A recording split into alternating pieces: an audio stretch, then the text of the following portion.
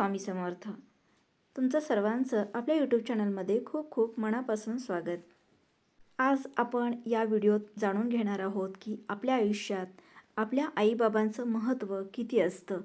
या जगात जेव्हा आपण या पृथ्वी तलावर जन्माला येतो तेव्हा आपल्या त्या आईला आपल्याला जन्म देताना ज्या वेदना होतात त्या शब्दात सांगणे खूप खूप कठीण. तिने आपल्याला जन्माला घातल्या वेळेस तिचा विचार कधीही तिच्या मनात सुद्धा येत नाही. ती त्या वेळेस देवापाशी फक्त एकच प्रार्थना करते की माझं मूल सुखरूप ठेव.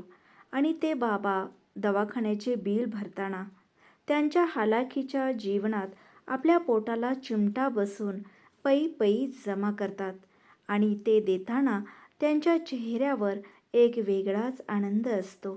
तो म्हणजे माझे बाळ सुखरूप आहे. आम्ही आई बाबा झालो तेव्हा कळाले त्या वेदना, ते दुःख, त्या अडचणी.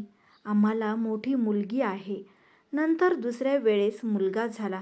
आम्हाला सगळ्यांना खूप खूप आनंद झाला. त्यात माझे सीझर झाले. त्यावेळेस शरीराला खूप वेदना झाल्या. पण त्या दुःखापुढे सुख खूप खूप मोठे होते. कारण परिवार पूर्ण झाला होता. पण आमचा तो आनंद काही वेळेपुरता चेहऱ्यावर राहिला. अचानक बाळाची तब्येत खराब झाली. बाळाला निमोनिया झाला. बाळ ICUमध्ये ठेवावे लागले.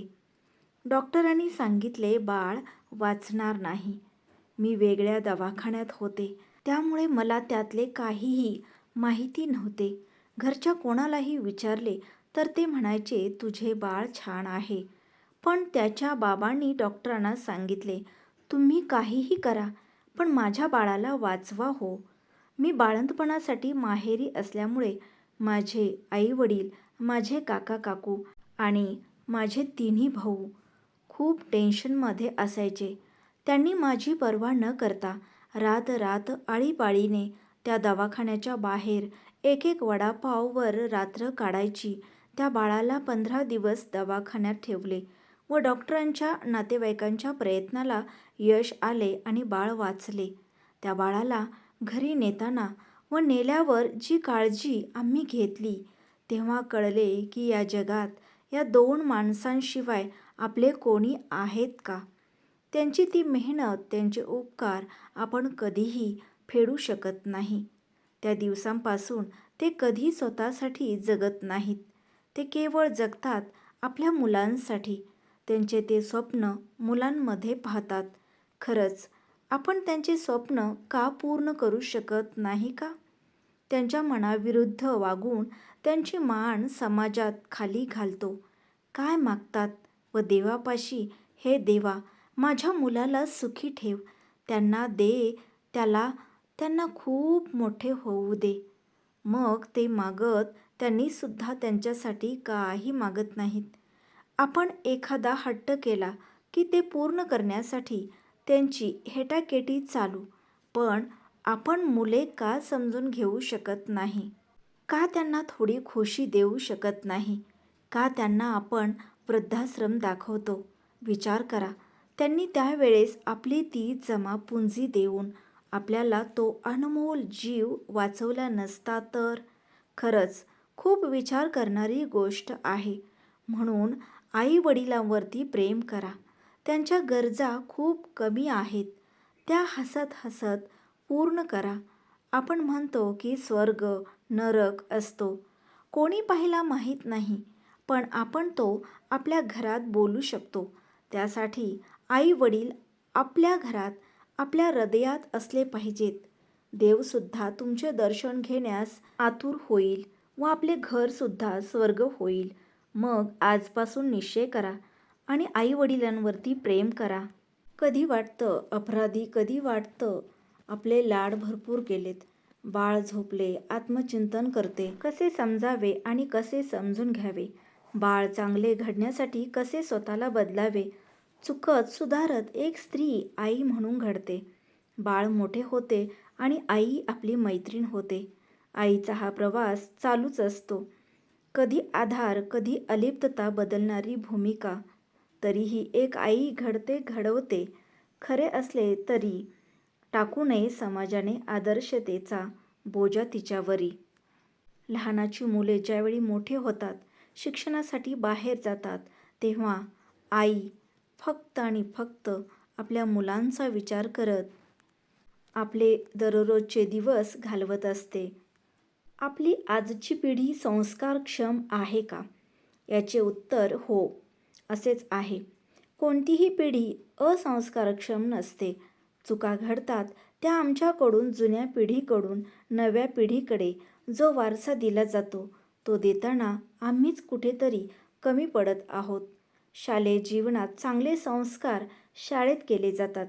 त्या वयापर्यंत तो मुलगा चांगला वागतो. मात्र पूर्व प्राथमिक शिक्षण झाले की असे काय घडते की ज्यामुळे ही मुले असे असंस्कृत वागतात. टीन एज ज्याला म्हणतो त्याच वयात या अशा अघटित गोष्टी घडत आहेत. आत्महत्या, व्यभिचार अशा घटना घडताना दिसतात. पेपरमध्ये अशी बातमी एक तरी असतेच. खोलवर विचार केला तर आजचे वातावरण काहीसे जबाबदार म्हणावे लागेल. मी आणि माझी बायको, माझी 2 मुले ही चौकट प्रत्येक कुटुंब तयार करत आहे व या चौकटीच्या बाहेर मला काही घेणे देणे नाही असे विचार समाजात रुजत आहेत. आज समाज अशा चौकटीत बंदिस्त झाला आहे. हेच खरे दुःख आहे. भौतिक गरजा पूर्ण करण्यासाठी कामावर जाणे. घरी कोणी मोठी व्यक्ती नाही. घर या मुलांच्या भरवशावर धाक नाही. कोणी बाहेरचे बोलले तर तुम्हाला काय? या प्रतिप्रश्नामुळे कोणीच काही बोलत नाही. त्यामुळे स्वातंत्र्याचा अर्थ स्वैराचार असा घेतला जातोय व अशा वाईट घटना घडतात. या बाबी गंभीर रूप धारण करत आहेत. शाळा किती वेळ संस्कार करणार? बाहेर निघाल्यावर संस्कार करणारी व्यक्तीच नाही. शहराच्या बंदद्वार संस्कृतीमुळे खऱ्या संस्काराची द्वारे देखील आपण बंद केले आहेत. बंदद्वार आत काय घडते हे फक्त त्या 4 भिंतींनाच ठाऊक. अशा वेळी मग खापर फक्त या पिढीवर फोडणे कितीपत योग्य होईल याचा देखील विचार व्हावा. आज घरातल्या व्यक्तींना एकमेकांशी बोलायला सवड नाही तर संस्कार काय करणार? बालवयात घडणाऱ्या आत्महत्या व सज्ञान नसताना घडणाऱ्या लैंगिक बाबी सर्वच मन बधीर करतात. मानसिक विकास व भावनिक वाढ नको त्या पद्धतीने घडत आहेत. नको त्या गोष्टी सहज उपलब्ध होत असल्याने तुम्ही आम्ही काय करणार? जाग त्यालाच येते ज्या घरात या घटना घडतात. बाकीच्यांना काही घेणे देणे नसते. परंतु आज शेजारचे घर जळले ते जर वेळीच विझवले नाही तर ती आग आपल्या घराची देखील राख रांगोळी करेल. त्यामुळे आपण वेळीच जागृत होऊन संस्कार पुढे दिले पाहिजेत. सदोदित पुढच्या संस्कारक्षम पिढीसाठी. तर मंडळी, आजचा व्हिडिओ आपल्याला आवडल्यास लाईक करा, शेअर करा. असेच दररोज नवनवीन मोटिवेशन व्हिडिओ घेऊन येण्यासाठी आपल्या चॅनेलला सबस्क्राईब करा.